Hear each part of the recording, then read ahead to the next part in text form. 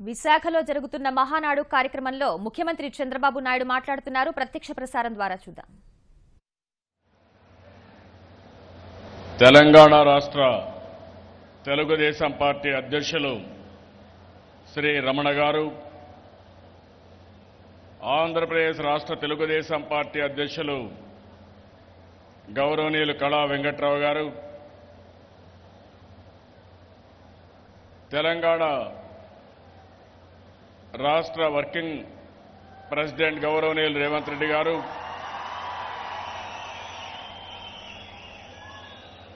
ఆంధ్రప్రదేశ్ రాష్ట్ర ఎన్నికల committee convener గౌరవనీయులు చంద్రరాజప్ప గారు, తెలంగాణ రాష్ట్ర ఎన్నికల కమిటీ కన్వీనర్ పెద్దిరెడ్డి గారు, డిప్యూటీ సీఎం గౌరవనీయులు కేఈ కృష్ణమూర్తి గారు, వేదిక పైన ఉన్నటువంటి తెలుగుదేశం పార్టీ పాలిట్ బ్యూరో సభ్యులు,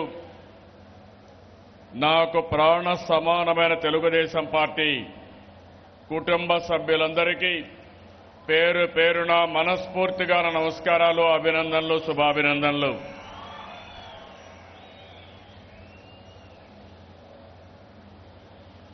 ఈరోజు విశాఖపట్నంలో పత్రికా విలేకరుల నమస్కారాలు.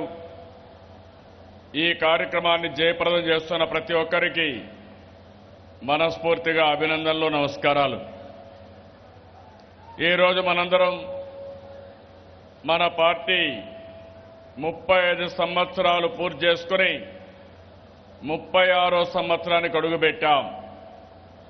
అంటే ఈరోజు చూస్తే మనందరం కూడా యుక్త వయస్సులో ఉన్నాం. పార్టీ ఏదైనా చేసే శక్తి సామర్థ్యాలు ఉండే పార్టీ తెలుగుదేశం పార్టీ. అది ఇక్కడ చూస్తా ఉంటే చాలా స్పష్టంగా కనపడుస్తా ఉంది. మీ ఉత్సాహం చూస్తే నేను ఎన్నో మహానాడులకు వచ్చాను, కానీ ఈ మహానాడులో మీరు చూపించిన ఆదరణ, ఉత్సాహం నా లైఫ్లో నేను ఎప్పుడూ చూడలేదు. అంత ఉత్సాహంగా ఉన్నారు. మహానాడు తెలుగు వారందరికీ ఒక పండుగ. వివిధ ప్రాంతాల్లో వివిధ వర్గాలు వివిధ పండుగలు చేసుకుంటారు, కానీ తెలుగు జాతి మొత్తం జరుపుకునే ఏకైక పండుగ ఈ మహానాడు. మన నాయకుడు దూరదృష్టితో ఆలోచించి తెలుగుదేశం పార్టీ తెలుగు వారి కోసం పెట్టిన పార్టీ, బడుగు బలహీన వర్గాల కోసం పెట్టిన పార్టీ, తెలుగు జాతి ఆత్మ గౌరవం కోసం పెట్టిన పార్టీ తెలుగుదేశం పార్టీ. పండుగల సందర్భంలో మనం పెద్ద ఎత్తున పండుగలు చేసుకుంటాం, కానీ తెలుగు వారి జీవితాల్లో వెలుగు తీసుకొచ్చిన పార్టీ తెలుగుదేశం పార్టీ. అందుకని తెలుగు వారందరూ కూడా మహానాడంటే ఆసక్తిగా చూస్తారు. అంతేకాకుండా ఈ తెలుగుదేశం పార్టీ తెలుగు వారికి ఇచ్చినటువంటి సంక్షేమం కానీ, అభివృద్ధి కానీ, ఇంకొక పక్క మనం చేసే ఆత్మ గౌరవంతో ఏ విధంగా ముందుకు తీసుకుపోయామో ఇవన్నీ కూడా ఒకసారి ఆలోచించుకునే సందర్భం. ఈరోజు ఇక్కడ చూశాను, విశాఖపట్నం ఒక సుందరమైన నగరం, తెలుగు వారందరూ గర్వించదగ్గ నగరం. అలాంటి నగరంలో మీరు చూస్తే ఈరోజు మహానాడు పెట్టుకున్నాం. దారిలో వస్తామంటే చూశాను. ఒకప్పుడు మీరు చూస్తే కరెక్ట్గా అక్టోబర్ 2015లో ఊదు తుఫాను వచ్చి విశాఖపట్నం కళా విహీనమైపోయింది. అదే సమయంలో విశాఖ వాసుల యొక్క దృఢ సంకల్పం, విశాఖ ఉక్కు ఏ విధంగా అయితే దానికోసం పోరాడారో దానికంటే దృఢ సంకల్పంతో విశాఖపట్నం వాసులు కృషి చేశారు. దాని పర్యవసానం భారతదేశంలోనే సుందరమైన నగరాల్లో 3వ నగరంగా విశాఖపట్నం ఉందంటే అది విశాఖ వాసుల గొప్పతనం. రైల్వే స్టేషన్ కూడా మొదటి స్థానంలో ఉంది. పోర్టు కూడా 2వ స్థానానికి వచ్చింది.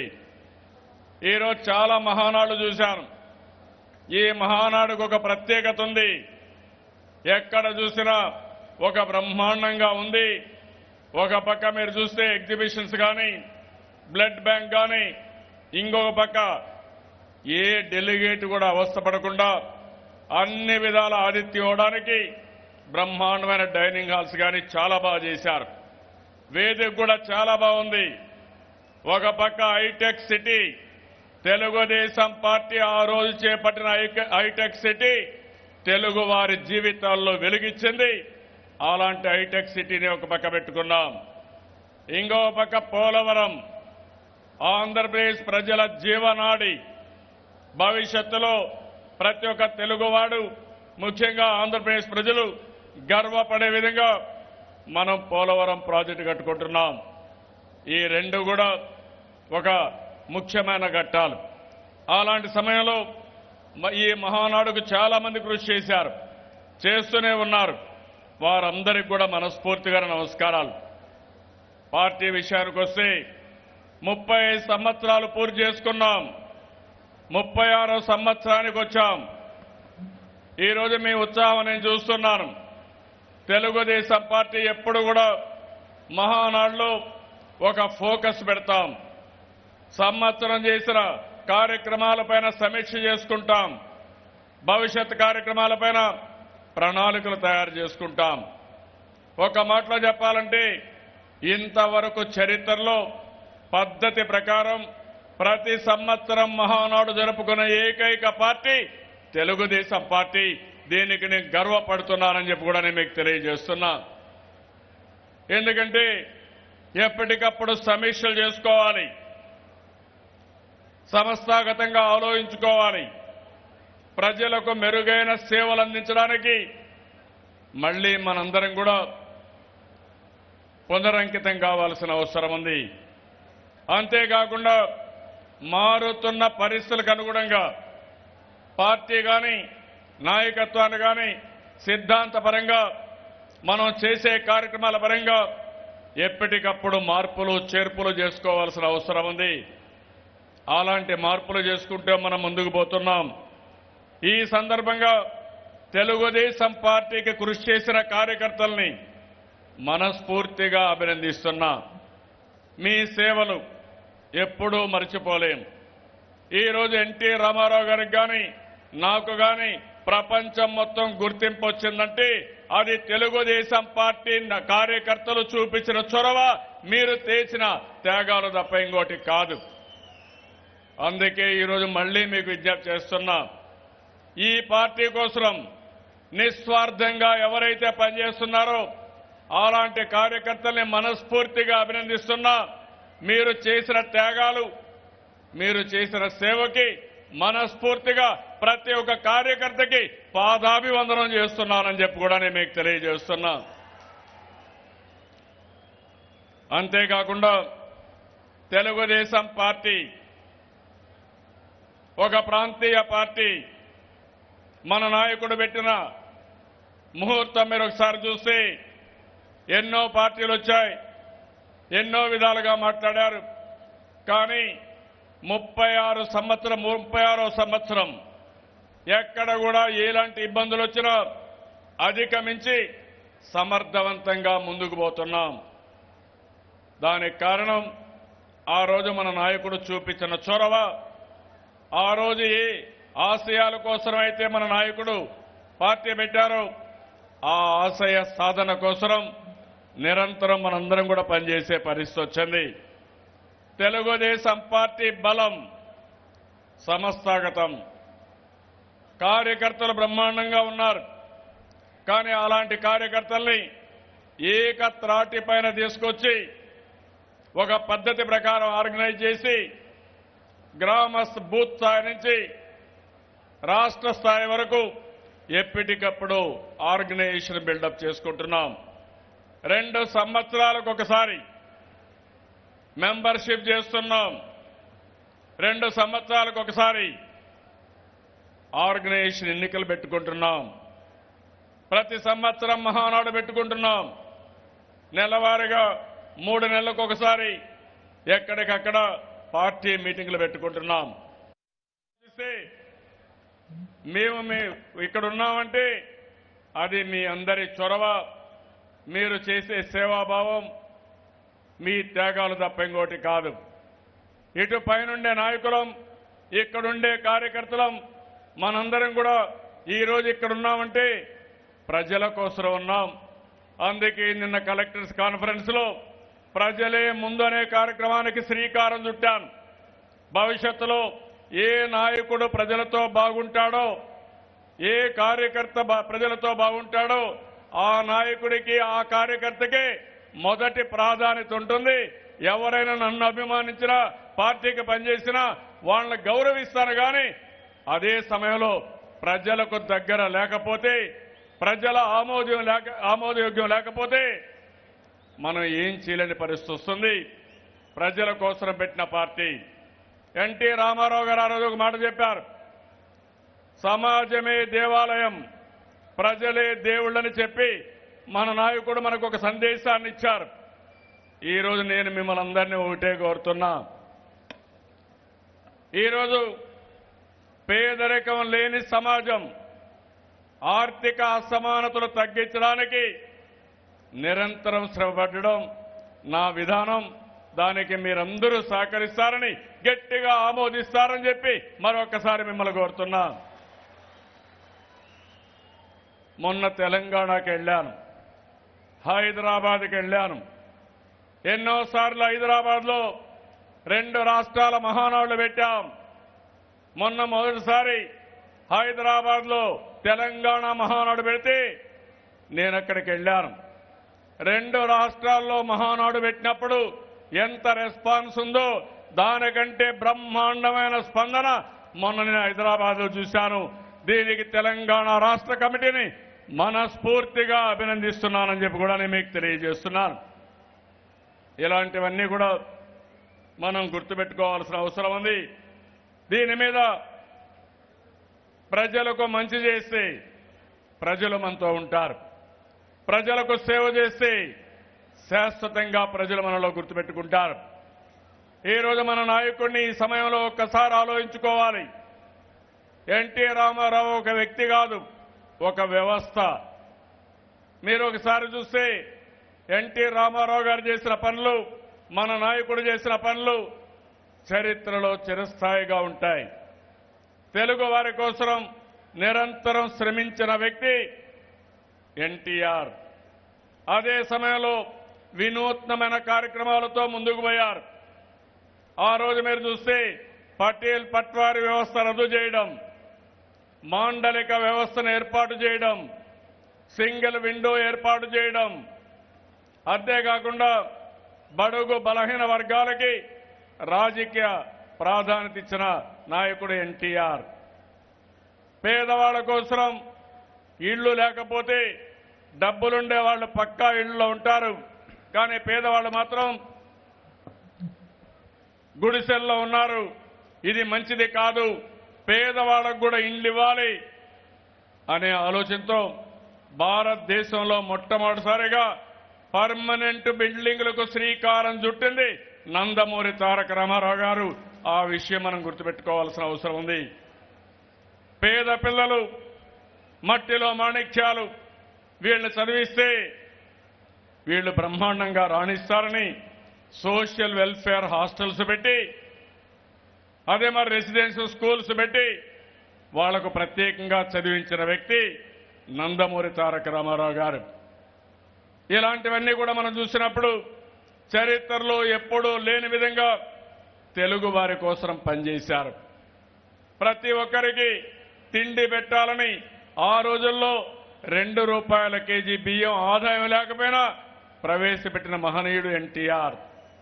పేదవాళ్ళందరికీ చీర దోబతి పెట్టి సగం ధరకే ఇచ్చి అటు చేనేత కార్మికులకి ఉపాధి కల్పిస్తూనే పేదవాళ్లకు అండగా నిలబడిన వ్యక్తి. ఇవన్నీ కూడా ఒక వినూత్నమైన ఆలోచనలు, కొత్త ఆలోచనలు. పేదవాళ్ల కోసం నిరంతరం తప్పించడం ఆయన ప్రత్యేకత.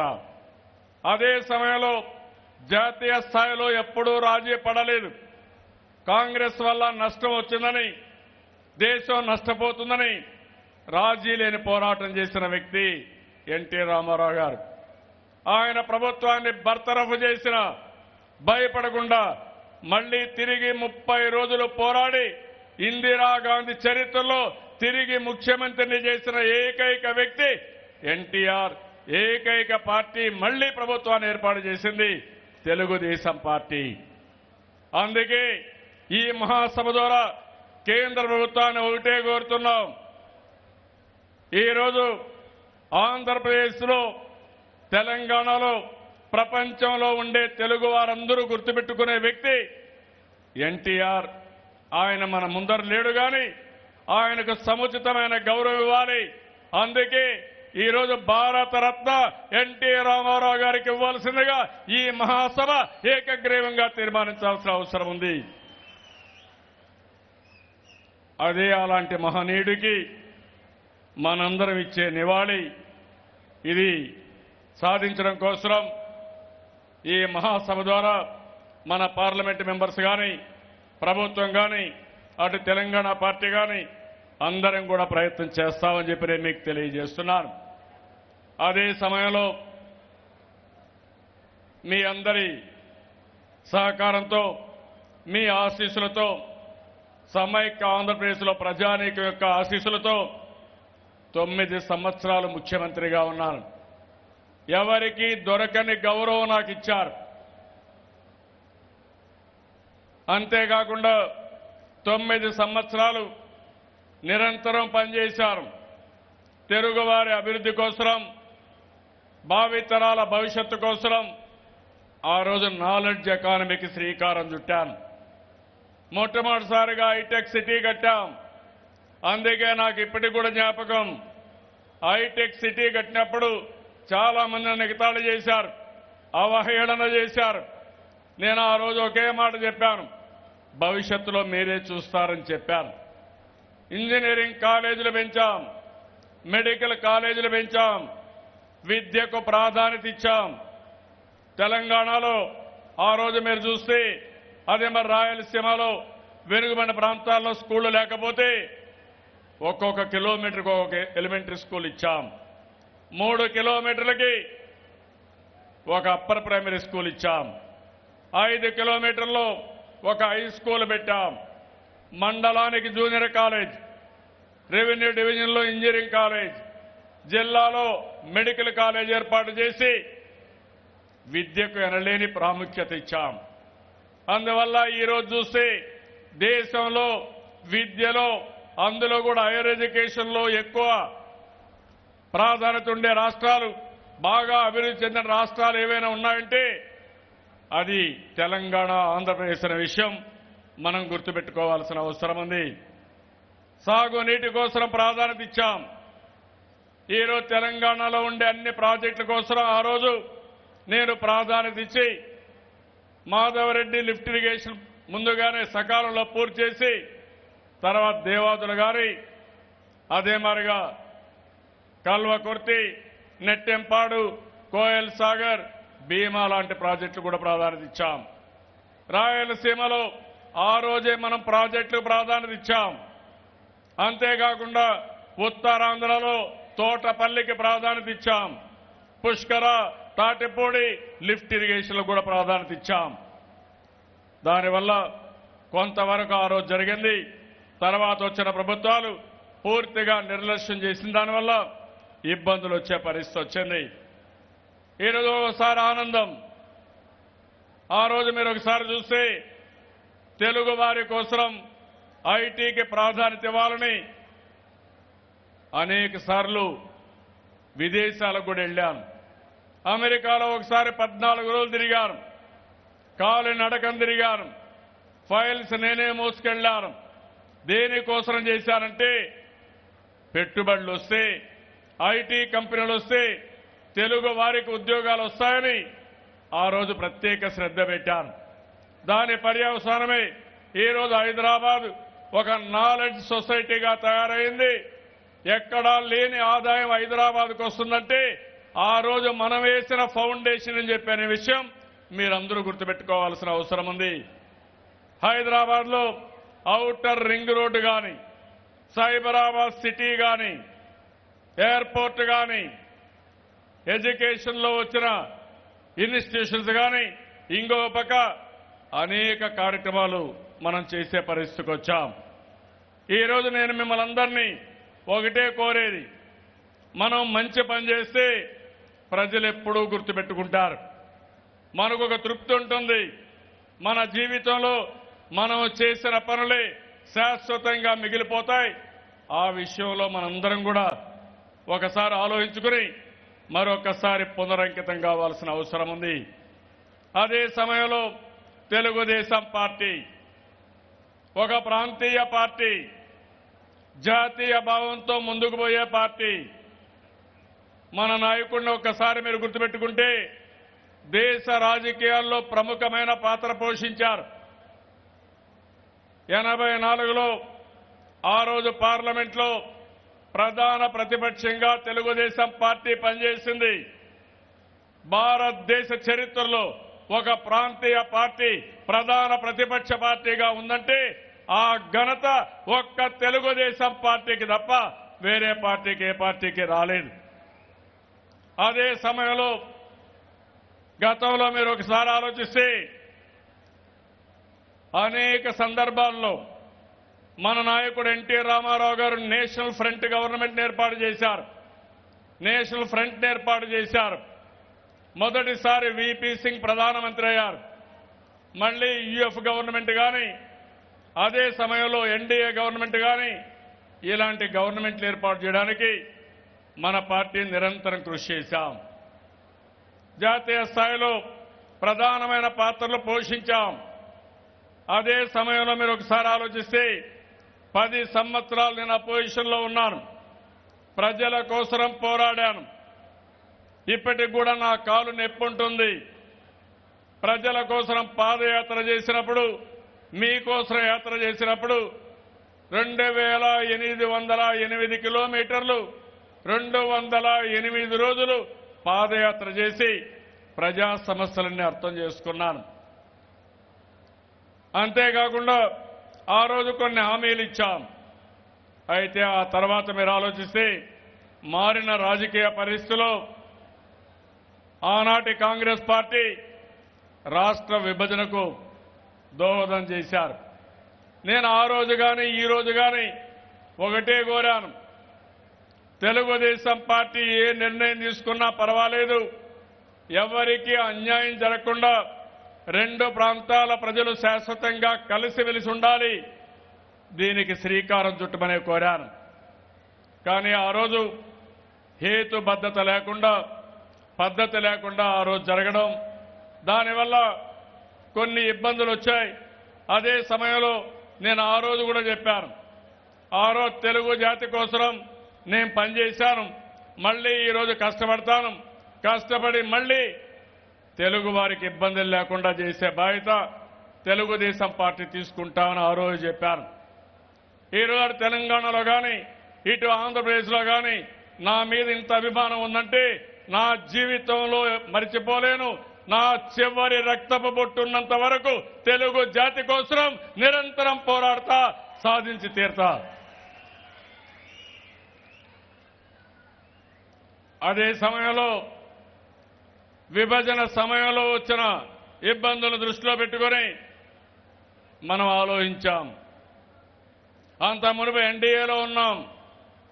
మళ్లీ ప్రధానమంత్రి గారు ఆ రోజు నరేంద్ర మోడీ గారిని చూసి దేశమంతా కూడా ఆయన పర్యటించడం, కాంగ్రెస్ చేసిన అవినీతిని ఎక్కడికక్కడ ఎండగట్టడం, దీనివల్ల ప్రజల్లో కూడా ఒక చైతన్యం రావడం జరిగింది.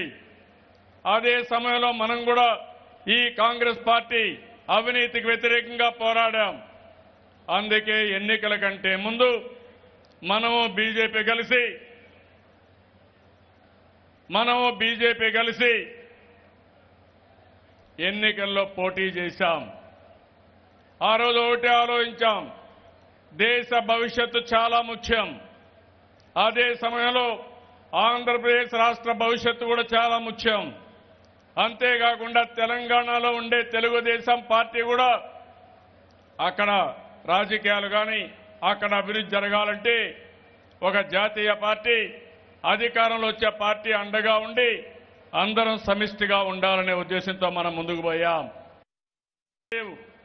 ఇండస్ట్రీస్ లేవు, రాజధాని లేదు. ఇంకో పక్క మన పిల్లలకు ఉద్యోగాలు కావాలంటే ఇక్కడ వచ్చే పరిస్థితి లేకపోతే ఆ రోజు చట్టంలో పెట్టిన విషయాల్ని మనం కేంద్ర ప్రభుత్వం దృష్టికి తీసుకెళ్లాం. ఆ రోజు ప్రత్యేక హోదా పార్లమెంట్లో పెట్టారు తప్ప దానికి చట్టబద్ధత ఇవ్వలేదు. తర్వాత వచ్చిన పరిణామాల వల్ల మేము చట్టబద్ధత ఇవ్వలేము, కానీ దీనికి బదులుగా అన్ని వస్తువులు కల్పించి ప్రత్యేక ప్యాకేజీ ఇస్తామని కేంద్ర ప్రభుత్వం ముందుకొచ్చారు. ఈరోజు కొన్ని పార్టీలు విమర్శించారు, ఇంకా కొంతమంది విమర్శిస్తున్నారు. కానీ రాష్ట్ర ప్రయోజనాల దృష్ట్యా ఆ నిర్ణయానికి నేను వచ్చాను. ఎందుకంటే స్టేటస్ లో ఇచ్చిన ప్రతి ఒక్కటి మనకిస్తామని భరోసా ఇచ్చినప్పుడు రాష్ట్ర అభివృద్ధి ధ్యేయంగా ఈరోజు మనం ముందుకు పోయే పరిస్థితి వచ్చాం. అందుకని ప్రత్యేక ప్యాకేజీకి ఒప్పుకున్నామని చెప్పి కూడా నేను మీకు తెలియజేస్తున్నాను. చాలా పనులైనాయి. 3 సంవత్సరాలు అయింది. 3వ సంవత్సరం కూడా మీరు చూస్తే అభివృద్ధిలో మనం ముందున్నాం. దేశంలో 3 సంవత్సరాల్లో పెద్ద ఎత్తున అభివృద్ధి కార్యక్రమాలు చేశాం. ఈరోజు జీఎస్డీపీ గ్రోత్ లో 3 సంవత్సరాల ఆవరేజ్ తీసుకుంటే నెంబర్ 1 ఏదంటే దానికి ఆంధ్రప్రదేశే నెంబర్ 1 అనే సమాధానం. అదే మరిగా దేశ స్థాయిలో ఒక 45 అవార్డులు వచ్చాయి. అన్ని డిపార్ట్మెంట్లో వచ్చాయి. ఎలక్ట్రిసిటీలో 19 అవార్డులు వచ్చాయి. ఇంకా మిగిలిన డిపార్ట్మెంట్లో ఆరోగ్యం కానీ, పంచాయతీరాజ్ కానీ, అదే మరి సాగునీటి విషయంలో కానీ అనేక అవార్డులు మనకు వచ్చాయి. కానీ ఎంత కష్టపడినా గడిచిన కాలంలో పూర్తిగా వెనుకబడింది. అందుకే ఈ రోజు మీరు ఒక్కసారి చూస్తే దక్షిణ భారతదేశంలో ఏదైనా వెనుకబడిన రాష్ట్రం ఉందంటే అది ఆంధ్రప్రదేశ్. మొన్న కూడా పర్ క్యాపిటా ఇన్కమ్ ఒకసారి చూస్తే నేను ఈ విషయాలు ఎప్పటికప్పుడు చెప్తున్నాను. మొన్నే పర్ క్యాపిటా ఇన్కమ్ లో కేరళ అందరికంటే ముందుంది. ఆ తర్వాత కర్ణాటక 1,59,000 ఉంటే 1,58,000 తెలంగాణ ఉంటూ 1,53,000 తమిళనాడు ఉండి ఆంధ్రప్రదేశ్ మాత్రం 1,22,000 మాత్రం ఉంది. అంటే 3 సంవత్సరాలు నిరంతర శ్రమ చేశాం. అన్ని రంగాలలో అభివృద్ధి చేశాం. మనం ఇచ్చిన హామీలు నిలబెట్టుకున్నాం. అదే సమయంలో పర్ క్యాపిటా ఇన్కమ్ చూస్తే ఇంకా మనం అభివృద్ధి చేసుకోవాల్సిన అవసరం చాలా ఉంది. ఈ మహానాడులో మనం ఆ విషయాలు కూడా ఒకసారి మన మేనిఫెస్టో ఒకసారి సమీక్ష చేసుకుంటున్నాం. ఇంకో పక్కన ఏదైతే ప్రత్యేక హోదా బదులు ప్రత్యేక ప్యాకేజ్ వచ్చిందో దానిపైన కూడా ఒకసారి సమీక్ష చేసుకుంటాం. అంటే ఆ రోజు వాళ్ళు చెప్పింది స్పెషల్ స్టేటస్ ఇవ్వలేం కానీ స్పెషల్ కేటగిరీ కింద పరిగణించి అందులో వచ్చే వస్తువులన్నీ మనకిస్తామని చాలా స్పష్టంగా హామీ ఇచ్చారు. అదే మరి రాజధానికి కొంతవరకు సహాయం ఇచ్చి ఆదుకున్నారు. అంతేకాకుండా మీరు ఒక్కసారి చూస్తే రాజధాని విషయంలో నేను ఒక పిలుపిచ్చాను. మన దగ్గర డబ్బులు లేవు, కానీ రాజధాని కట్టుకోవాలి. ఆ రోజు హైదరాబాద్లో ఒక పక్కన చూస్తే ఒక బ్రౌన్ ఫీల్డ్ సిటీని ఏర్పాటు చేశాం. హైదరాబాద్ సికింద్రాబాద్ ఉంటే నేను ఇచ్చిన పిలుపు ఆ రోజు సైబరాబాద్కు నాంది పలికింది. ఈరోజు ఆంధ్రప్రదేశ్లో అమరావతి రాజధానిని బ్రహ్మాండమైన రాజధాని కట్టుకోవాలని నేను ఒక పిలిపిచ్చాను.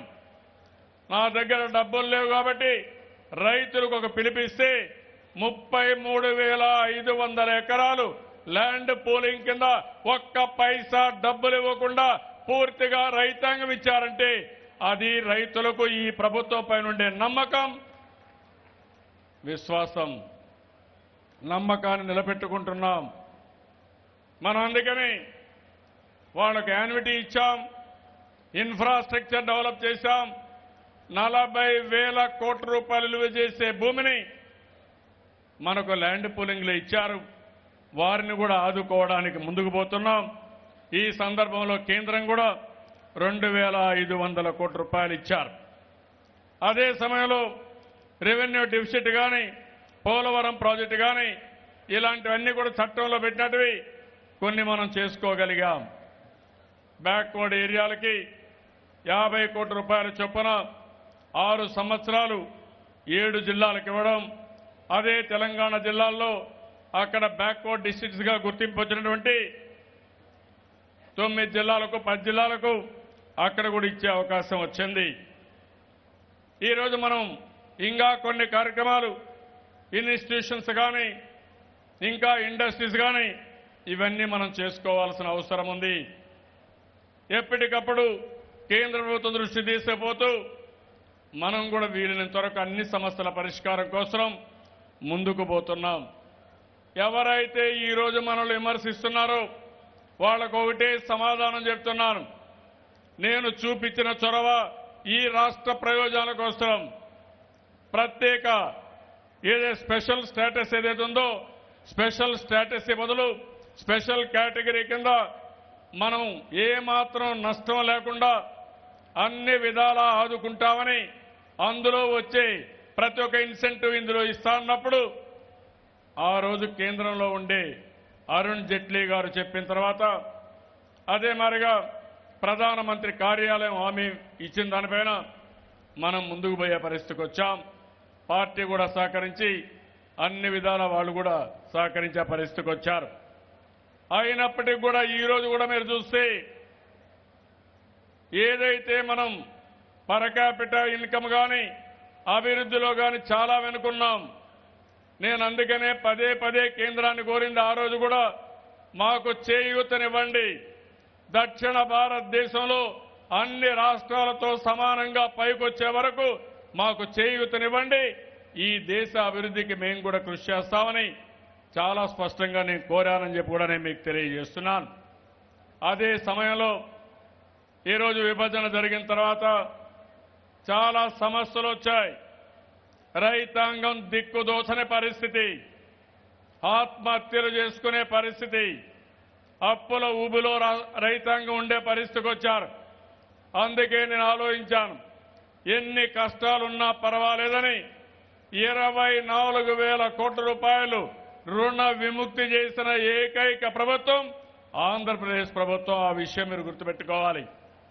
50,000 రూపాయలు ఒకే విడత కింద ఇచ్చాం. 1,50,000 రూపాయలు కుటుంబానికి పరిమితి పెట్టాం. మన దగ్గర డబ్బులు లేకపోతే బ్యాంకులకు మనం హామీ ఇచ్చి రైతులకు సర్టిఫికెట్లు ఇచ్చి 10% వడ్డీతో రాబోయే సంవత్సరం పూర్తిగా రైతాంగానికి ఆ డబ్బులు పే చేస్తున్నాం.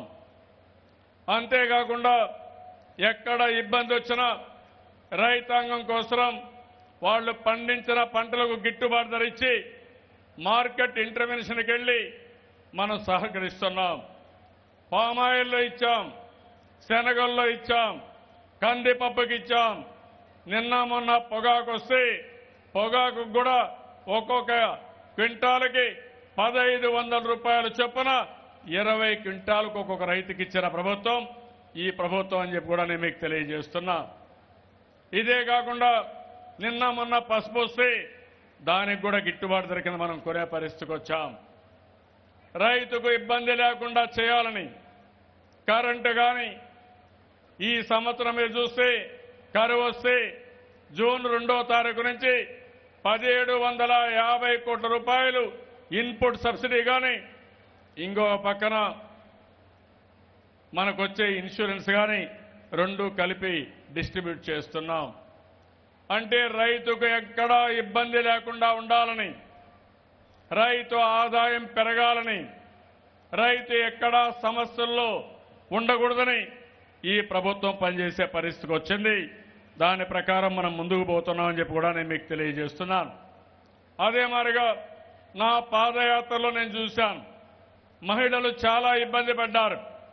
అందుకే డాక్రా సంఘాలకి ఒక్కొక్క మెంబర్కి 10,000 రూపాయలు చొప్పున ఇచ్చిన ఏకైక ప్రభుత్వం భారతదేశంలో ఒక్క తెలుగుదేశం ప్రభుత్వమే. ఇక్కడే మనం ఇవ్వగలిగాం. ఇది కాకుండా నేను ఎన్నికల్లో వచ్చాను. ఎన్నికల ముందు పాదయాత్రలో తిరిగాను. పేదవాళ్ల కష్టాలు చూశాను. ఆ రోజు ఒక హామీ ఇచ్చాను, మీరు అధైర్యపడద్దండి. మీ పిల్లలు మిమ్మల్ని చూసుకోకపోయినా మీ ఇంటికి ఒక పెద్ద దిక్కుగా ఉంటా, పెద్ద కొడుకుగా ఉంటారని చెప్పి 1000 రూపాయలు 1500 రూపాయలు పింఛనిచ్చే ఏకైక ప్రభుత్వం మన ఆంధ్రప్రదేశ్ ప్రభుత్వం. అందులో కూడా నెలవారీగా మొదటి తారీఖు పంపిస్తున్నాం. కాంగ్రెస్ హయాంలో దెయ్యాలు కూడా పెన్షన్లు తీసుకున్నాయి. కానీ తెలుగుదేశంలో బతుకుండే వాళ్లే పింఛన్లు తీసుకునే విధానానికి శ్రీకారం చుట్టాం. ప్రజాజనానికి ఒక బాధ్యత తీసుకున్నాం. ఎక్కడ కూడా మిస్అప్రోపరేషన్ జరగకుండా కాపాడే బాధ్యత ఈ ప్రభుత్వం తీసుకున్నాం. పేదవాళ్లకు ఆహార భద్రత కింద ఈరోజు మీరు చూస్తే 5 కేజీల బియ్యం పరిమితులు కూడా లేకుండా ఎంతమంది ఉంటే అంతమందికి 5 కేజీల బియ్యం కూడా ఇచ్చాం. ఇంకో పక్కన అభద్రతాభావం పోవాలని, ప్రతి ఒక్కరికి ఒక భద్రత ఉండాలని బీమా పథకాన్ని తీసుకొచ్చాం. ఎవరైనా చనిపోతే 5 లక్షలు, ఎవరైనా పూర్తిగా వికలాంగులైతే 5 లక్షలు, పాక్షికంగా వికలాంగులైతే 3,62,000, ఎవరైనా సహజ మరణమైతే 30,000. అదే మరి పిల్లల చదువు కోసం పేదవాళ్లకు 1,200 రూపాయలు చొప్పున సంవత్సరానికి ఆర్థిక సహాయం చేస్తున్నాం. సంవత్సరం పిల్లల్ని చదివించడానికి ప్రత్యేకమైన శ్రద్ధ పెట్టాం. ఆ శ్రద్ధ ప్రకారం ప్రతి సంవత్సరం స్కాలర్షిప్లు ఇవ్వడం, వెల్ఫేర్ హాస్టల్ని రెసిడెన్షియల్ స్కూల్స్గా మార్చడం, ఇంకో పక్క మెరుగైన విద్యా విధానానికి శ్రీకారం చుట్టడం. కొంతమంది పిల్లలు చదువుకోవాలంటే విదేశ చదువుకు కూడా ఆర్థిక సహాయం చేస్తున్నాం. వెనుకబడిన వర్గాలు కానీ, ఎస్సీలు కానీ, కాపులు కానీ, ఇలాంటి ఎస్టీలు కానీ వాళ్ళందరికీ ఒక్కొక్కరికి 10 లక్షల రూపాయలు ఇచ్చి విదేశాల్లో చదివిస్తున్న ప్రభుత్వం ఆంధ్రప్రదేశ్ ప్రభుత్వం అనే విషయం ఇక్కడ గుర్తుపెట్టుకోవాల్సిన అవసరం ఉంది.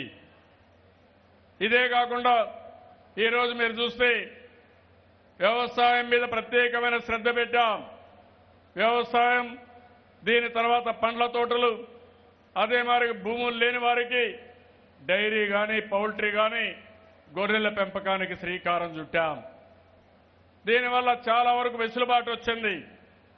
చేపల పెంపకానికి ఎక్కువ అవకాశాలు ఈ రాష్ట్రంలో ఉన్నాయి. దానిపైన కూడా ప్రాధాన్యత పెట్టాం. దేశంలో వ్యవసాయం పైన ఆధారపడే రాష్ట్రం ఆంధ్రప్రదేశ్ రాష్ట్రం. జీఎస్డీపీలో 29% ఆదాయం వ్యవసాయ అనుబంధ రంగాల ద్వారా వస్తుంది. ఒక్క మధ్యప్రదేశ్ తర్వాత ఇంత పెద్ద ఎత్తున జీఎస్డీపీ వ్యవసాయ రంగం ఉండే రాష్ట్రం ఆంధ్రప్రదేశ్ రాష్ట్రం.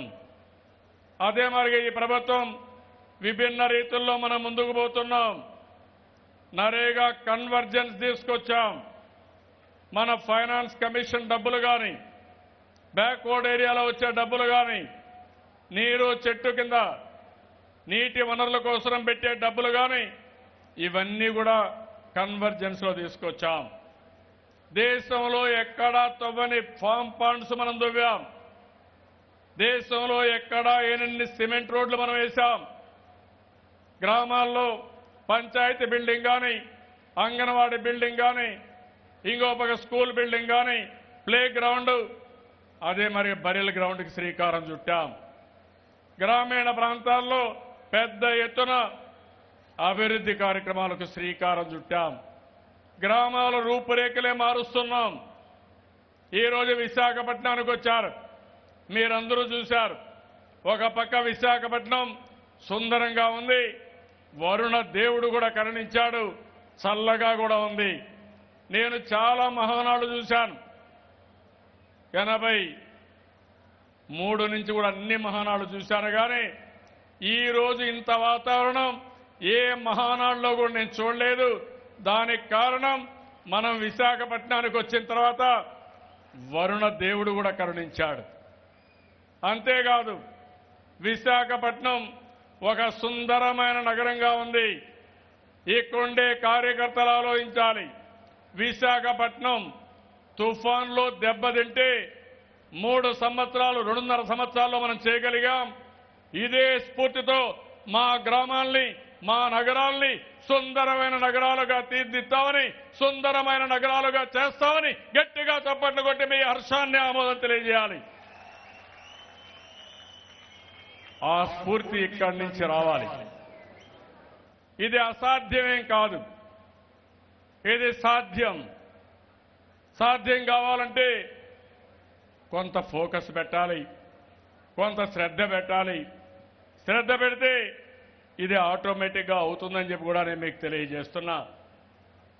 ఇంకో పక్కన ఈరోజు మీరు ఒకసారి ఆలోచిస్తే సంక్షేమానికి పెద్దపీట వేశాం, అభివృద్ధికి కూడా పెద్దపీట వేశాం. ఈరోజు ఆంధ్రప్రదేశ్లో తీర ప్రాంతం ఉంది. ఆ రోజు హైదరాబాద్ నేను ఆలోచించాను. హైదరాబాద్ నాలెడ్జ్ ఎకానమీగా చేసి ప్రపంచంలో ఉండే నాలెడ్జ్ బేస్డ్ కంపెనీస్ అన్ని హైదరాబాద్కి రావాలని ఆ రోజు ప్రయత్నం చేశాను. ఈరోజు ఇక్కడుండే వనరులు చూసుకున్నప్పుడు నీటి వనరులు ఉన్నాయి, భూగర్భ ఖనిజ సంపద ఉంది, అన్నింటికంటే మించి తీర ప్రాంతం ఉంది. అదే మాదిరిగా కష్టపడి మన పనిచేసే మనసుతో ఉండే ప్రజానీకం ఉన్నారు. అందుకనే ఇప్పుడు ఇన్ఫ్రాస్ట్రక్చర్ పైన ఎక్కువ శ్రద్ధ పెట్టాం. ఇన్ఫ్రాస్ట్రక్చర్లో మీరు చూస్తే ఓడరేవులు కానీ, ఎయిర్పోర్ట్లు కానీ, రోడ్ల విషయం కానీ, రైల్వేల విషయం కానీ, ఇన్లాండ్ వాటర్స్ కానీ ఎక్కువ ప్రాధాన్యత ఇచ్చాం. దీనివల్ల మన పిల్లలకు ఎక్కువ ఉద్యోగాలు వస్తాయి. దీనిపైన ముందుకు పోయే పరిస్థితి వస్తుంది. ఈరోజు మీరు ఒకసారి చూస్తే 2 సార్లు విశాఖపట్నంలోనే పెట్టుబడుల కోసం పార్ట్నర్షిప్ సబ్మిట్ పెట్టాం. అటు కేంద్రం, అదే మరి ఇంకొక పక్కన సిఐ, గవర్నమెంట్ ఆఫ్ ఆంధ్రప్రదేశ్ ముగ్గురు కలిసి ఈ కార్యక్రమాన్ని చేశాం. 1692 ఎంఓయూలు చేశాం.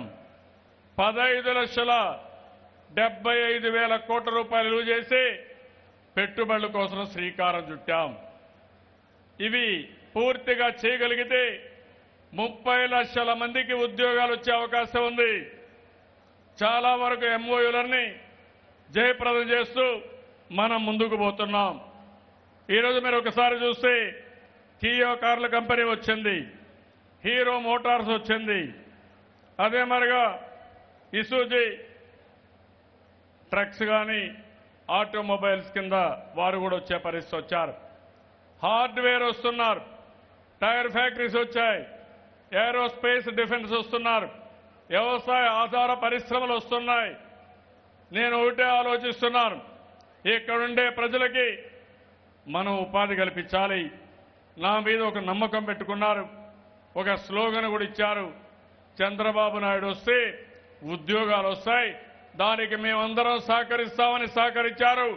ఆ మాట తప్పకుండా నిలబెట్టుకునే బాధ్యత నేను తీసుకుంటాను, దాంట్లో అనుమానమే లేదు.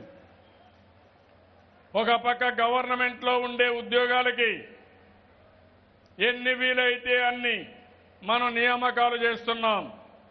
రెండో పక్కన పెద్ద ఎత్తున పెట్టుబడుల కోసం విదేశాలు కానీ ఇక్కడ ఇన్వెస్టర్స్ మీట్లు పెడుతున్నాం. దీనివల్ల చాలా మంది వస్తున్నారు. వారికి కావాల్సిన నీళ్లు కానీ, కరెంటు కానీ, రోడ్డు వసతి కానీ, క్లియరెన్సెస్ కానీ ఎప్పటికప్పుడు క్లియర్ చేస్తున్నాం. దానివల్ల మనకు ఈజ్ ఆఫ్ డూయింగ్ బిజినెస్ లో పోయిన సంవత్సరం 2వ ప్లేస్ వచ్చాం, ఇప్పుడు మొదటి ప్లేస్ వచ్చే అవకాశం వచ్చింది. తెలంగాణ కూడా మొదటి ప్లేస్లో వచ్చారు. నేను ఎప్పుడు కూడా అటు తెలంగాణ ఇటు ఆంధ్రప్రదేశ్ 2 అభివృద్ధి అయితే సంతోషించే వాళ్ళల్లో మొట్టమొదటి వ్యక్తి నేనే అనే విషయం మీరు గుర్తుపెట్టుకోవాల్సిన అవసరం ఉంది. తెలుగు రాష్ట్రాలు ముందుకు పోవాలి. మన మధ్య ఉండే ఏవైతే విభజన వల్ల వచ్చిన సమస్యల్ని సామరస్యంగా పరిష్కారం చేయడానికి అనేక సార్లు నేను పిలిపించాను. అదే మరిగా కేంద్రాన్ని కూడా అనేక సార్లు అడిగాం. ఏవైతే సమస్యలు ఉన్నాయో మా ఇద్దరి మధ్య మీరు పరిష్కారం చేయడం, అదే సమయంలో కేంద్రం కూడా స్ఫూర్తినిచ్చి ముందుకొచ్చి మీరు మమ్మల్ని ఆదుకోమని కేంద్రాన్ని కూడా కోరామని చెప్పి కూడా నేను మీకు తెలియజేస్తున్నాను. అదే సమయంలో మీ అందరికీ ఒక విషయం చెప్పాల్సిన అవసరం ఉంది. మనం ఎలక్షన్ మేనిఫెస్టోలో పెట్టిన దానికంటే ఇంకా చాలా పనులు చేశాం. నిరుద్యోగులకు భృతి ఇస్తాన్నాం. మొన్నే కేబినెట్ మీటింగ్ కూర్చున్నారు. 500 కోట్ల రూపాయలు బడ్జెట్లో పెట్టాం. భారతదేశంలో ఏ రాష్ట్రంలో ఇవ్వని విధంగా నిరుద్యోగ భృతి ఇచ్చే బాధ్యత ఈ ఆంధ్రప్రదేశ్ రాష్ట్రం తీసుకుంటాం. ఇబ్బందులు ఎన్నున్నా ఒక్కొక్క ఇబ్బందిని అధిగమిస్తూ ఈ రాష్ట్రంలో ఉండే ప్రతి ఒక్కరూ ఆనందంగా ఉండాలనే ఉద్దేశంతోనే, అందరికీ ఉపాధి రావాలనే ఉద్దేశంతో మనం ముందుకు పోయే పరిస్థితి వస్తుంది. అదే సమయంలో మనం ఎన్నికల మేనిఫెస్టోలో చాలా పనులు చేశాం. ఇంకా కొన్ని పనులు చేయాల్సిన అవసరం ఉంది. ఉదాహరణకు ఎన్టీఆర్ క్యాంటీన్ పెడతాన్నాం. మన రాజధాని ప్రాంతంలో అమరావతిలో పెట్టాం. దాని ఫలితాలు చూశాం. ఈ సంవత్సరం ఎన్టీఆర్ క్యాంటీన్ని 15 మున్సిపల్ కార్పొరేషన్లో పెట్టడానికి శ్రీకారం చుడుతున్నామని చెప్పి కూడా నేను మీకు తెలియజేస్తున్నాను. ఈరోజు రాష్ట్ర ప్రభుత్వం ఒక్కసారి మీరు ఆలోచిస్తే చాలా ఇబ్బందులు వచ్చినా టెక్నాలజీ సమర్థవంతంగా ఉపయోగించాం. ఒకప్పుడు నన్ను చాలా మంది ఎగతాళి చేస్తే ఆ రోజు హైదరాబాద్ని టెక్నాలజీ ఉపయోగించుకొని ఒక నాలెడ్జ్ హబ్గా తయారు చేశాం. మన వాళ్ళకి ఉద్యోగాలు పెద్ద ఎత్తున వచ్చాయి. ఆదాయం పెరిగింది. కడాన మీరు చూస్తే మైక్రోసాఫ్ట్ సీఈఓ కూడా తెలుగువాడు ఉండడం మనందరికీ గర్వకారణం. నేను ముఖ్యమంత్రి అయిన తర్వాత టెక్నాలజీని ఉపయోగించాను. పేదవాళ్ళ పనులు ఈజీగా కావడానికి, ఎక్కడా అవినీతి జరగకుండా చూడడానికి టెక్నాలజీని సమర్థవంతంగా ఉపయోగించాం. మనం ఇచ్చే రేషన్లో టెక్నాలజీ ఉపయోగించాం. పింఛన్లో ఉపయోగించాం. చంద్రన్న బీమాలో ఉపయోగిస్తున్నాం. స్కాలర్షిప్ల్లో ఉపయోగిస్తున్నాం. నిన్న మీరు చూస్తే మధ్యాహ్న భోజనంలో కూడా టెక్నాలజీ కొంతవరకు ఉపయోగిస్తే 100 కోట్ల రూపాయలు పొదుపు వచ్చే అవకాశం వచ్చింది. ఎక్కడైతే పొదుపు వచ్చిందో ఈ సేవింగ్స్ అన్ని మళ్లీ ప్రజల అభివృద్ధి కోసం, ప్రజల సంక్షేమానికి ఖర్చు పెడుతున్నాం. ఈరోజు మీరు ఒకసారి ఆలోచించినప్పుడు సంక్రాంతి కానుక కానీ, రంజాన్ తోఫా కానీ, ఇంకో పక్కన క్రిస్మస్ గిఫ్ట్ కానీ, ఇలాంటి కార్యక్రమాలకు కూడా శ్రీకారం చుట్టి పేదవాళ్లు పండుగలు కూడా ఆనందంగా చేసుకోవడానికి పండగ పూట పెద్ద ఎత్తున అందరితో సమానంగా ఆ పండగ చేసుకునే పరిస్థితి మనం తీసుకొచ్చాం. ఈరోజు నేను ఒకటే చెప్పాను. ఇవే కాకుండా మీరు ఒకసారి చూస్తే ఈ టెక్నాలజీ ద్వారా ఆంధ్రప్రదేశ్ని ఒక నాలెడ్జ్ స్టేట్గా తయారు చేయడానికి శ్రీకారం చుడుతున్నాం. ఇప్పటికే నిన్న మొన్న కలెక్టర్స్ కాన్ఫరెన్స్ జరిగింది. మీరు చాలా మంది ఫాలో అయి ఉంటారు. నేను ఒక స్పష్టమైన ఆదేశాలు ఇచ్చాను. ఈరోజు పేదవాళ్ళ ఆరోగ్యం బాగుపడాలి. పేదవాళ్ళు పెద్ద ఎత్తున అనారోగ్యం వచ్చినప్పుడు మందులు కానీ, ఆపరేషన్లు కానీ, హాస్పిటల్ ఖర్చులు ఖర్చు పెట్టే పరిస్థితి వస్తూ ఉంది. దీంట్లో వినూత్నంగా ముందుకు పోయాం. పబ్లిక్ ప్రైవేట్ పార్ట్నర్షిప్లో తీసుకొచ్చాం.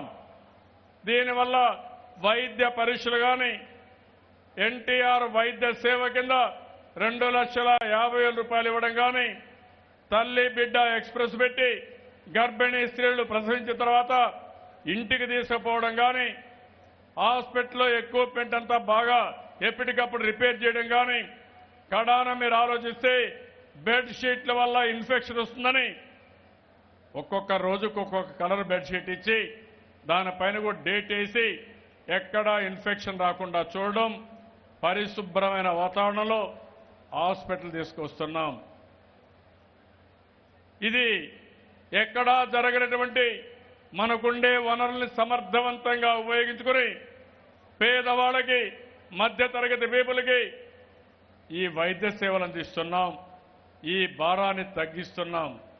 ఒక పక్క విద్య, ఒక పక్క ఆరోగ్యం, ఈ రెండు పేదవాళ్ళకి పెనుభారం. ఈ రెండు విషయాల్లో ఎప్పటికప్పుడు అధ్యయనం చేసుకుంటూ దీన్ని ఏ విధంగా తగ్గించాలనో తగ్గించే కార్యక్రమం చూస్తున్నాం. నరేగా అనుసంధానం చెప్పాను. అదే సమయంలో డాక్రా మానవ వనరుల అనుసంధానం పెట్టి పట్టణ ప్రాంతాల్లో మెప్మా పెట్టి పేదవాళ్ళకి 10,000 రూపాయల చొప్పున ఆదాయం వచ్చే కార్యక్రమానికి కూడా శ్రీకారం చుట్టాం. ఈరోజు ప్రభుత్వం ఒక బాధ్యతతో ముందుకు పోతున్నాం. సస్టైనబుల్ ఎకానమీ కావాలంటే ఎప్పటికప్పుడు మన ఎకానమీ కూడా అభివృద్ధి కావాలి. మనం ఆలోచించింది ఎక్కడికక్కడ సమర్థవంతంగా పనిచేయడం, ప్రపంచంలో ఉండే నాలెడ్జ్ తీసుకురావడం, ఇక్కడ ప్రజానీకానికి ఉపయోగపడే విధంగా ఈ కార్యక్రమాలు చేస్తున్నాం. అదే సమయంలో మనం ఒకటే ఆలోచించాం, సామాజిక వర్గాలున్నాయి. మనం చేసే పనులే కాకుండా వారికి అదనంగా మనం చేయాల్సిన అవసరం ఉంది.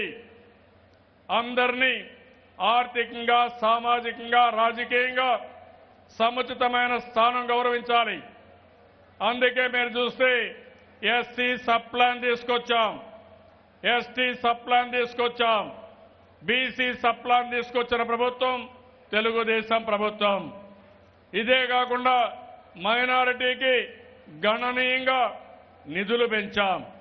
ఇమాములకి, మౌజుములకి హాన్రోరిం ఇచ్చాం, మసీదులకు డబ్బులు ఇచ్చాం.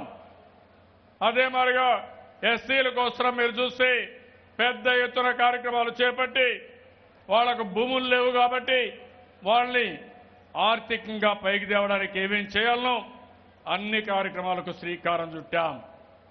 ఇంకో పక్క కాపులకు ఒక మాట ఇచ్చాం. ఆ రోజు బీసీలు మీరు చేతి వృత్తులు, కుల వృత్తులు ఉన్నారు. తెలుగుదేశం పార్టీని ఆదరించింది, ఎల్లప్పుడూ సహకరించింది. వెనుకబడిన వర్గాలు 2 రాష్ట్రాల్లోనూ సహకరించారు. ఎప్పటికీ తెలుగుదేశం పార్టీ వెనుకబడిన వర్గాలకు రుణపడి ఉంటాం. వాళ్ళని అన్ని విధాలా ఆదుకునే బాధ్యత, మొదటి ప్రాధాన్యత తెలుగుదేశం పార్టీలో వెనుకబడిన వర్గాలకు ఉంటుంది. అదే సమయంలో నా పాదయాత్రలో కాపులకు ఒక హామీ ఇచ్చాను. మీలో కూడా పేదవాళ్ళు ఉన్నారు, అవన్నీ కూడా అధ్యయనం చేస్తాం.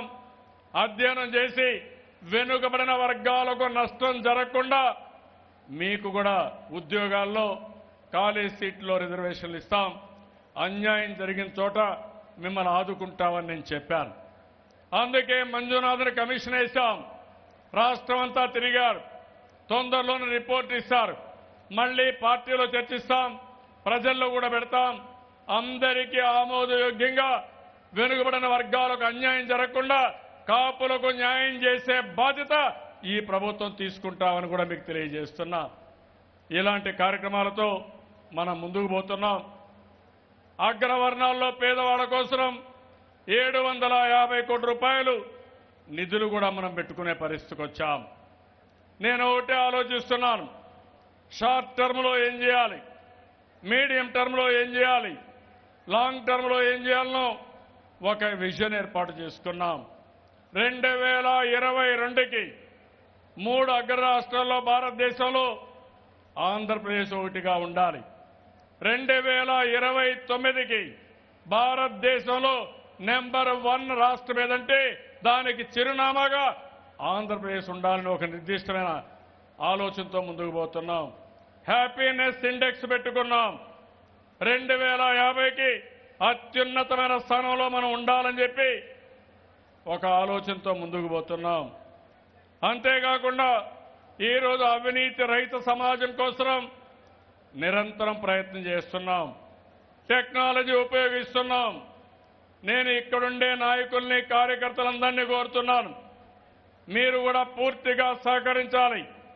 అందరం కలిసి ఎక్కడ కూడా అవినీతి లేకుండా నీతివంతమైన పాలనకు మనం కట్టుబడి ఉండాలి. ముందుకు పోవాల్సిన అవసరం ఉంది. ఈరోజు తెలంగాణ ఉంది, పార్టీ చాలా బాగా పనిచేస్తున్నారు. ఒక మాటలో చెప్పాలంటే నిరంతరం పోరాడుతున్నారు. అనేక విషయాల్లో ముందుకు పోయారు. మొన్నే మీరు చూస్తే గజ్వేల్లో, కొల్లాపూర్లో, నిర్మల్లో, బాన్స్వాడ, హుజురాబాద్, తాండూరులో ప్రజాపోరు పెద్ద పెద్ద సభలు పెట్టారు. ఖమ్మం, వరంగల్, సూర్యాపేట, నల్గొండ, మహబూబ్నగర్లో రైతు పోరుబాట విజయవంతం చేశారు. మార్కెట్ యార్డులకెళ్లి రైతు సమస్యల్ని ఎక్కడికక్కడ ప్రభుత్వం దృష్టికి తీసుకురావడం, వాళ్ళకు అండగా నిలబడ్డారు. టీఎన్ఎస్ఎఫ్ కూడా విద్యార్థుల సమస్య పైన పోరాడారు. ఎన్టీఆర్ దీక్ష బడుగుల రక్ష కార్యక్రమాన్ని జయప్రదం చేశారు. ముసాయిపేటలో రైలు ప్రమాదం జరిగితే అక్కడికి వెళ్లి వారిని ఆదుకున్నారు. నేను మనస్ఫూర్తిగా అభినందిస్తున్నాను. 10 సంవత్సరాలు ఇంత మునుపు అపోజిషన్లో ఉన్నారు కంబైన్డ్ స్టేట్లో. ఈరోజు మళ్ళీ 3 సంవత్సరాల అపోజిషన్లో ఉన్నారు. కానీ 13 సంవత్సరాల అపోజిషన్లో ఉన్నా ఎక్కడ కూడా మొక్కవోని ధైర్యంతో, ఒక దృఢ సంకల్పంతో తెలంగాణలో తెలుగుదేశం పార్టీ ముందుకు పోతా ఉంది. దీనికి మనస్ఫూర్తిగా మిమ్మల్ని అభినందిస్తున్నా. మీరు చేసే పోరాటానికి నా పూర్తి మద్దతు ఉంటుంది. అన్ని విధాలా మీకు సహకరిస్తానని మరొకసారి మీ అందరికీ హామీ ఇస్తున్నా. తెలుగుదేశం పార్టీ మొదటి నుంచి కూడా మీరు ఒకసారి చూస్తే ప్రజా సమస్యలపైన పోరాడుతున్నాం. ఈరోజు ఇంకొక విషయం కూడా మీరు గుర్తుపెట్టుకోవాలి. ఒకప్పుడు సిద్ధాంతపర రాజకీయాలు జరిగేటివి. ఈరోజు సిద్ధాంతపర రాజకీయాల కంటే వాస్తవ పరిస్థితులకు అనుగుణంగా రాజకీయాలు జరుగుతున్నాయి. చైనాలో మీరు ఒకసారి ఆలోచిస్తే ఒకప్పుడు కమ్యూనిజం ఉంది. ఆ తర్వాత షియోపెంగ్ వచ్చి మొత్తం ఒక మాట చెప్పాడు. ఏదైతే పిల్లి నల్లదా ఎర్రదా తెల్లదా అనేది ముఖ్యం కాదు, అదిని ఎలుకలను సమర్థవంతంగా పట్టగలిగితే ఏ పిల్లైనా పర్వాలేదని ఒక నూతన నిర్వచనం ఇచ్చాడు. గుర్తుపెట్టుకొని ముందుకు పోవాల్సిన అవసరం ఉంది. ఈరోజు ఇంకొక పక్కన దేశంలో చూస్తే అనేకమైన అడ్వాంటేజెస్ మనకు ఉన్నాయి. భారతదేశానికి యువత ఎక్కువ ఉన్నారు. ప్రపంచంలో యువత ఎక్కువ ఉండే ఏకైక దేశం భారతదేశం. రెండో విషయం, ఇంగ్లీష్ మాట్లాడే వాళ్ళు ఎక్కువ ఉండే దేశం భారతదేశం. టెక్నాలజీలో ప్రపంచాన్ని శాసించే శక్తి ఉండే దేశం భారతదేశం. ఇవన్నీ మనకు అడ్వాంటేజెస్ ఉన్నాయి. అదే సమయంలో మన పార్టీని మీరు గుర్తుపెట్టుకోవాల్సింది, తెలుగుదేశం పార్టీ ఎప్పుడూ అభివృద్ధిలో ముందుంటాం. తెలంగాణలో ప్రజా సమస్యలపైన పోరాడతాం. ఇటు ఆంధ్రప్రదేశ్లో నిరంతరం మనందరం కూడా కలిసి అభివృద్ధి చేయడం, సంక్షేమం పెద్దపీట వేయడం, వినూత్నమైన కార్యక్రమాలతో ప్రజలకు దగ్గర కావాల్సిన అవసరం ఉంది.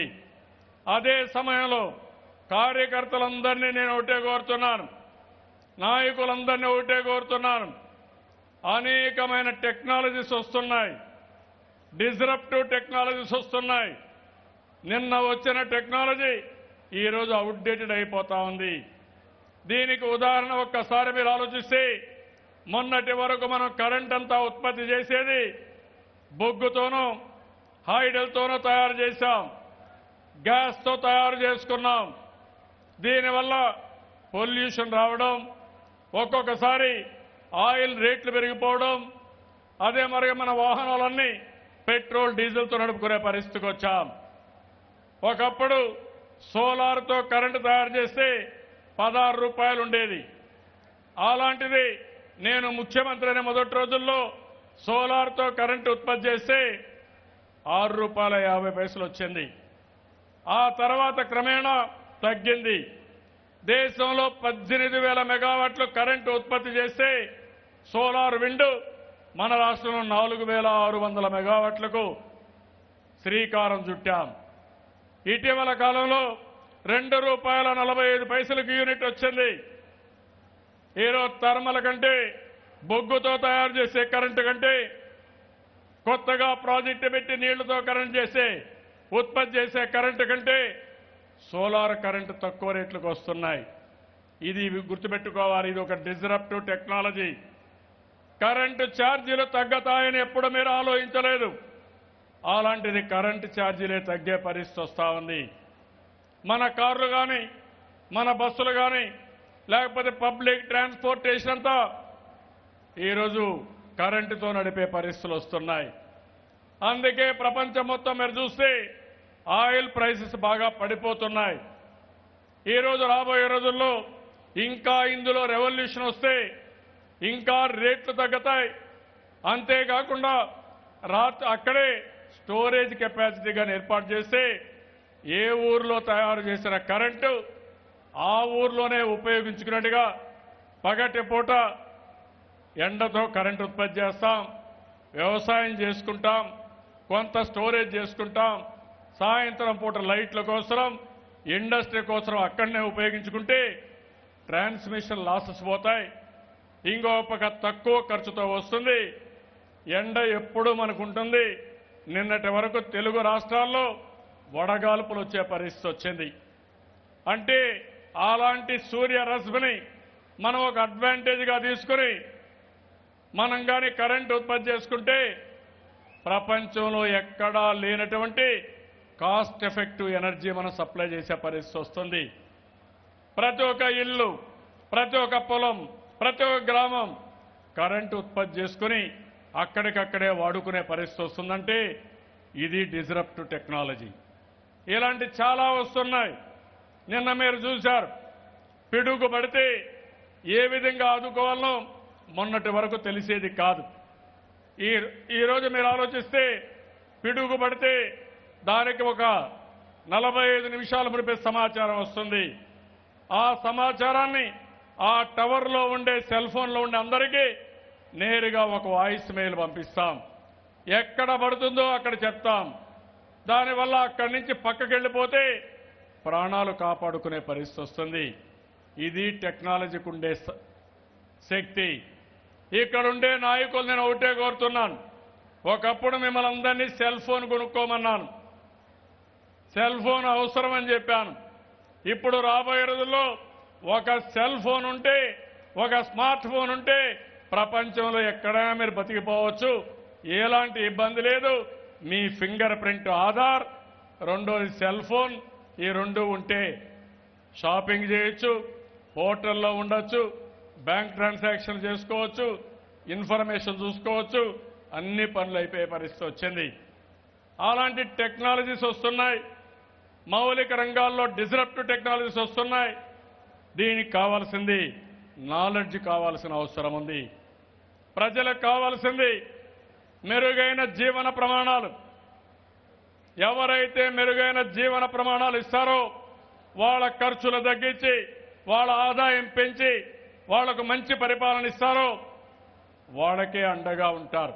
నేను ఆ విషయం స్పష్టంగా మిమ్మల్ని కోరుతున్నా. ఈరోజు నేను ఆ పనే చేస్తున్నాను. దానికి తోడుగా ఇక్కడుండే నాయకులందరూ ఒకసారి ఆలోచించాలి. మీరు ప్రజలతో బాగుండాలి, ప్రజలతో మమేకం కావాలి. అందుకే ప్రజలే ముందర పెట్టాం. మీరు ఏ పని వచ్చినా అది మీ ద్వారా జరగాలి. నిన్నటి వరకు కలెక్టర్స్ కాన్ఫరెన్స్ లో నేను సమీక్షలు చేశాను ముఖ్యమంత్రిగా. ఈరోజు పార్టీ అధ్యక్షుడిగా నా కుటుంబ సభ్యులకు వచ్చి అక్కడ ఏ నిర్ణయాలు తీసుకున్నానో ఆ నిర్ణయాలు మీకు చెప్పడం, మీరిచ్చే ఆదేశాల్ని, మీరిచ్చే ఆలోచనల్ని మళ్లీ పరిపాలనలో అమలు చేయడం.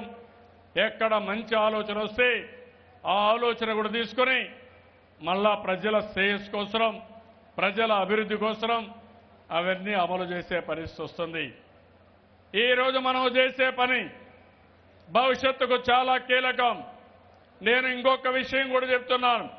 నాకు ప్రాణ సమానమైన తెలుగుదేశం పార్టీ కార్యకర్తలకి నా జీవితాంతం రుణపడి ఉంటా, అండగా ఉంటా, అందులో సందేహం లేదు. భగవంతుడు ఎంత శక్తి ఇస్తే అంత శక్తిని ఉపయోగించుకుని మిమ్మల్ని పైకి తీసుకురావడానికి అన్ని విధాలా నేను ప్రయత్నం చేస్తాను. అదే సమయంలో నేను మిమ్మల్ని కోరేది ఒకటే, ప్రజల ఆలోచనలకు అనుగుణంగా మనం పనిచేయాలి. ప్రజలు మనల గురించి ఏం ఆలోచిస్తున్నారు? సమక్షేమం ఆలోచిస్తున్నారు. అభివృద్ధి కార్యక్రమాలు ఆలోచిస్తున్నారు. గవర్నమెంట్ ద్వారా ఏ పనిలో కూడా ఒక్క పైసా అవినీతి ఉండకుండా సుజావుగా పనులు కావాలని ప్రజలు కోరుకుంటున్నారు. అక్కడే మీ అందరి సహకారం నాకు అవసరం. ఈ రాష్ట్రంలో సంక్షేమం ఇస్తున్నాం, అభివృద్ధి చేస్తున్నాం. అన్ని పనులు మనం చేసినప్పుడు ప్రజలు మనతోనే అండగా ఉండాలి. అందుకే ప్రభుత్వానికి ఒక స్పష్టమైన విధానం పెట్టాను. ప్రజల్లో 180% సాటిస్ఫాక్షన్ రావాలి. మన ప్రభుత్వం పట్ల తృప్తిగా ఉండాలి. ఈ ప్రభుత్వం పట్ల ఆనందంగా ఉండాలి. ఈ ప్రభుత్వాన్ని నా ప్రభుత్వాన్ని ఓనర్షిప్ తీసుకునే పరిస్థితి రావాలి. అదే సమయంలో ఈ పార్టీ మీటింగ్లో మిమ్మల్ని కోరుతున్నా, ఏ గ్రామానికి పోయినా 180% తెలుగుదేశం పార్టీకే ఓట్లేసే విధంగా తెలుగుదేశం పార్టీకే పట్టు కొమ్మలుగా మీరు తయారు చేయాలి. ఇది అసాధ్యం కాదు, ఇది సాధ్యం. సాధ్యం చేస్తామని మీరందరూ కూడా గట్టిగా హర్షాన్ని ఆమోదాన్ని తెలియజేయాల్సిందిగా నేను కోరుతున్నా. ప్రజల అవసరాలు ఏమేమి ఉన్నాయో అవన్నీ కూడా మనం తీరుస్తున్నాం. ఈరోజు ఎస్సీ ఎస్టీలు ఉన్నారు. జగ్జీవన్ రామ్ జీవన జ్యోతి ద్వారా 75 యూనిట్లు కరెంటు ఉచితంగా ఇస్తున్నాం. అదే మాదిరిగా ఎక్కడా కరెంటు కొరత లేదు. పట్టణ ప్రాంతాల్లో లెట్రిన్స్ కట్టి ఓడీఎఫ్ రీచ్ అయ్యాం. గ్రామీణ ప్రాంతాల్లో రాబోయే సంవత్సరంలో అన్ని గ్రామాల్లో మరుగుదొడ్లు కట్టాలని శ్రీకారం చుట్టాం. జూన్ 8 నాటికి ఈ రాష్ట్రంలో కరెంటుతో వంట చేయడానికి వీల్లేదు, అందరికీ గ్యాస్ ఇవ్వాలని, అసలు కరెంటు వాడకం అవసరం లేదని కార్యక్రమానికి శ్రీకారం చుట్టాం. ఇన్ని మనం చేసినప్పుడు ఎవరైనా ప్రసూతి అయినాక గర్భిణీ స్త్రీ అప్పటి నుంచే మనం శ్రద్ధ పెట్టి హాస్పిటల్లో డెలివరీ అయితే తల్లి బిడ్డ ఎక్స్ప్రెస్ ద్వారా ఇంటికి తీసుకుపోయి పౌష్టికాహారం కోసం కృషి చేసి ఎవరైనా చనిపోతే మహాప్రస్థానం ద్వారా హాస్పిటల్ నుంచి డెడ్ బాడీ కూడా వాళ్ళ ఇంటికి తీసుకుపోయి ఇచ్చి మనం నిర్మాణం చేసిన శ్మశానంలోనే దహన కార్యక్రమాలు చేసే విధానానికి శ్రీకారం చుట్టాం. పుట్టినప్పటి నుంచి చనిపోయే వరకు ఎంతవరకు ఈ ప్రభుత్వం ఆదుకోగలుగుతుందో చదువు విషయం, ఉద్యోగ విషయం, ఉపాధి విషయం, ఆదాయాన్ని పెంచే విషయం, నిరంతరం వాళ్లకు తోడుగా ఉండడం, ఇలాంటి కార్యక్రమాలన్నిటికీ మనం శ్రీకారం చుడుతున్నాం.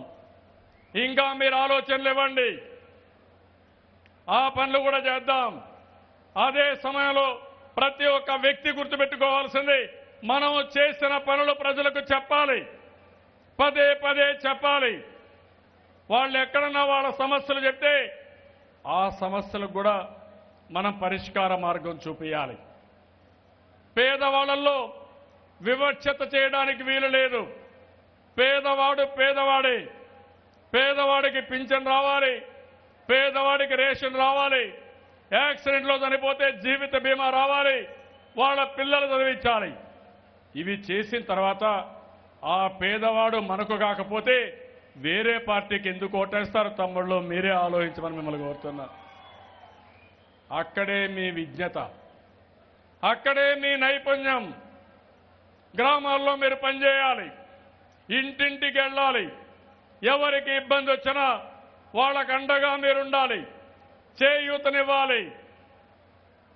అంతేకాకుండా వాళ్ళకు అండగా నిలబడినప్పుడు మీరు ఆ గ్రామంలో నాయకత్వం ఇచ్చినప్పుడు ఎవరైతే మన పార్టీకి వాళ్ళు ఏరో వాళ్లే సిగ్గుపడే పరిస్థితి వస్తుంది. ఈ రోజు మన రాష్ట్రంలో మనం చూస్తున్నాం, ఒక పక్క కాంగ్రెస్ పార్టీ ఉంది, ఆ పార్టీ దివాలా తీసిన పార్టీ. ఈ రాష్ట్రంలో ఆ పార్టీకి మనుగడ లేదు. భవిష్యత్తులో కూడా ఇక్కడ ఎవరూ ఆ పార్టీని గౌరవించే పరిస్థితి లేదు. అది ఆ పార్టీ పరిస్థితి. మొన్న ఎన్నికల్లో మీరు చూస్తే ఒక్క వైఎస్ఆర్ కాంగ్రెస్ పార్టీని ఓట్లు వచ్చే పరిస్థితి వచ్చింది. తెలంగాణ రాష్ట్రంలో మిగిలిన పార్టీలున్నా ఆంధ్రప్రదేశ్లో వైఎస్ఆర్ కాంగ్రెస్ పార్టీ వచ్చింది.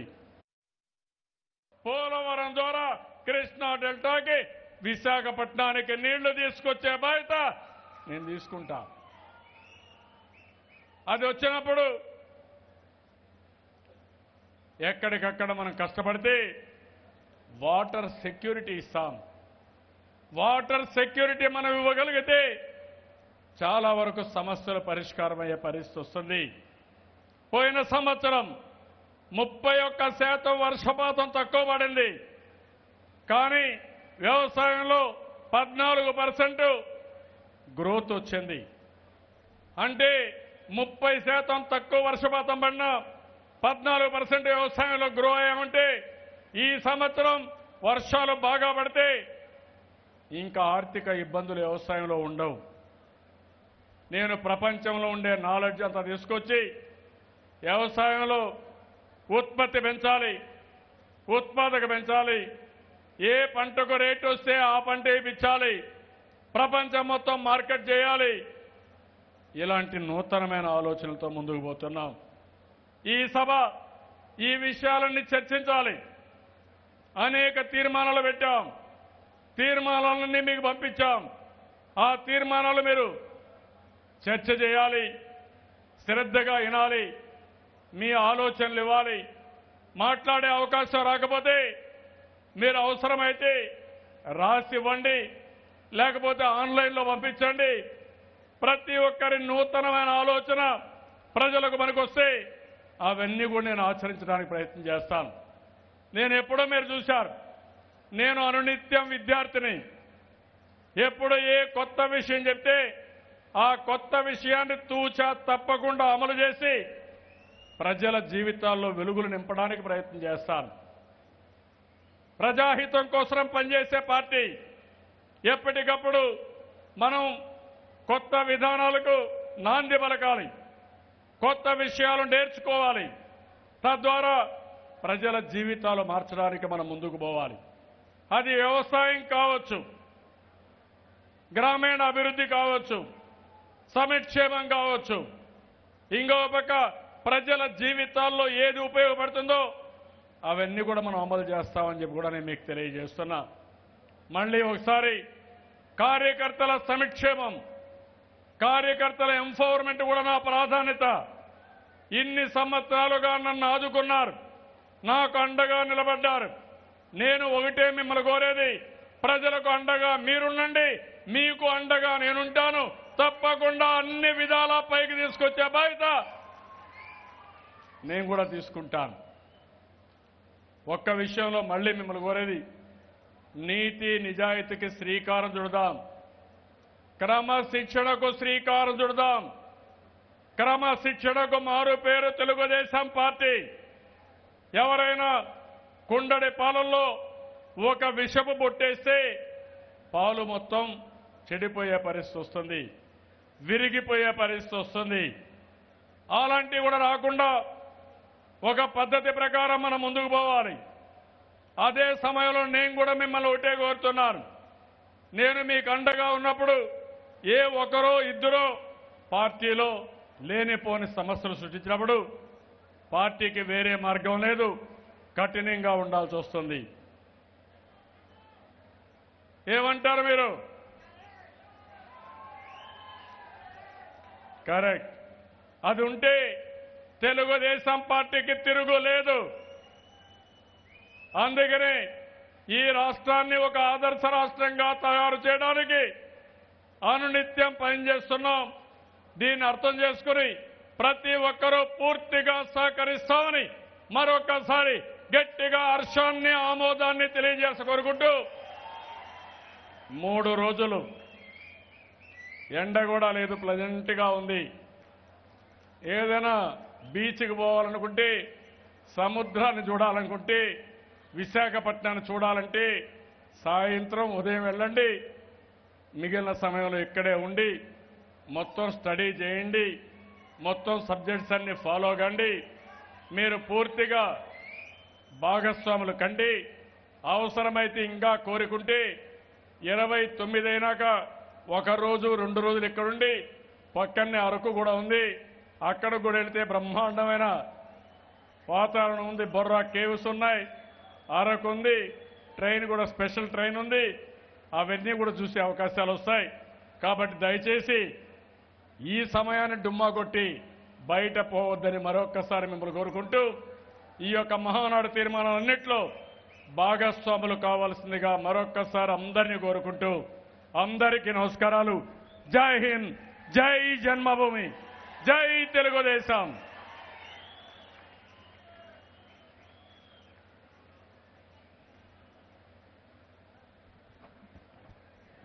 మరొక్కసారి అధ్యక్షుల వారి ప్రారంభ ఉపన్యాసాన్ని కార్యకర్తలు అందరూ కూడా ఉత్తేజపరిచే విధంగా ఉండడం, ప్రతి ఒక్కరికి కూడా భరోసా ఇవ్వడం, మీరందరూ కూడా మీ తాలూకా హర్షధ్వానాలతో మన ముఖ్యమంత్రి గారు నవ్యాంధ్ర నిర్మాత మనందరి రథ సారథి అయినటువంటి మాన్యశ్రీ నారా చంద్రబాబు నాయుడు గారికి ఆయన తాలూకా ప్రతి మాటలో, ఆయన తాలూకా ప్రతి అడుగులో మనమందరం కలిసే ఉంటామనేది అందరూ కూడా కార్యకర్త సోదరీమణులు ఈ సభ ద్వారా తెలియజేయవలసిందిగా కార్యకర్తలందరికీ కూడా కోరుకుంటున్నాం.